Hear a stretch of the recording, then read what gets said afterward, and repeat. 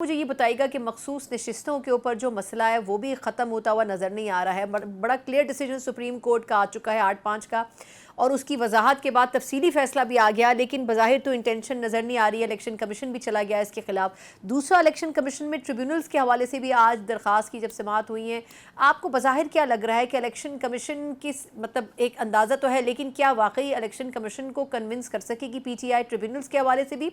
और क्या मखसूस नशिस्तों के ऊपर सुप्रीम कोर्ट इंटरवीन कर सकती है मजीद अगर इलेक्शन कमीशन नहीं मानता फैसला?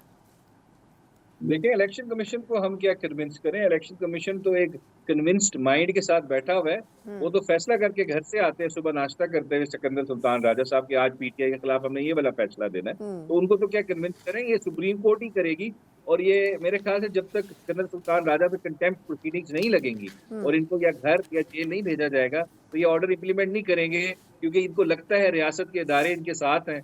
तो ये सुप्रीम कोर्ट को भी फॉर ग्रांटेड ले सकते हैं। लेकिन मेरे ख्याल से फिर वही बात, अगर सही इंडिपेंडेंट तगड़ा चीफ जस्टिस आ गया जिसको सुप्रीम कोर्ट की इज्जत की फिक्र हुई, तो सिकंदर सुल्तान राजा क्या उसका कोई भी रिलेटेड शख्स और इलेक्शन कमीशन का वो फैसला इंप्लीमेंट होगा। तो सुप्रीम कोर्ट इज क्लियर, हमारी रिजर्व सीट्स हैं और किसी की नहीं है, और सुप्रीम कोर्ट का order under birth article 189 is binding for each and every institution of this country. क्या मंसूर अली शाह साहब आपको लग रहा है कि मुमकिन चीफ जस्टिस बन सकेंगे? ये भी तो एक बड़ा सवाल है ना कि क्या वाकई उनको बनाया जाएगा या वो बनेंगे, क्योंकि अकॉर्डिंग टू सीनियरिटी जो तरीका कार है वो भी अगर तब्दील हो गया तो फिर तो बड़ा मुश्किल है कि उनको चीफ जस्टिस बनाया जाए।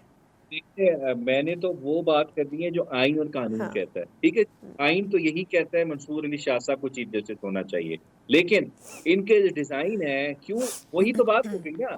इस सारी जो जंग चल रही है, डिफरेंट हमले हो रहे हैं, उसका मकसद एक है, एंड ऑब्जेक्टिव एक है। 2/3 चाहिए, और 2/3 क्यों चाहिए कि एक इंडिपेंडेंट जज का रास्ता रोकना है, अपनी मर्जी के जजेस इंस्टॉल करने हैं, ताकि कंप्लाइंट ओबीडियंट जुडिशरी आए। कल मैं खान साहब के साथ था, उन्होंने बड़ा अच्छा लफ्ज बोला, आपने शायद सुना भी हो। उन्होंने कहा कि यहाँ पे हम जस्टिस मुनीर को सुनते आए थे, और जस्टिस मुनीर की ना रूह को बड़ी तस्कीन पहुंची होगी, क्योंकि अब उनकी जो नंबर है उसको कोई क्रॉस कर चुका है। Now we are dealing with justice Munir pro max. बिल्कुल। सो मेरे ख्याल से ये सिचुएशन है।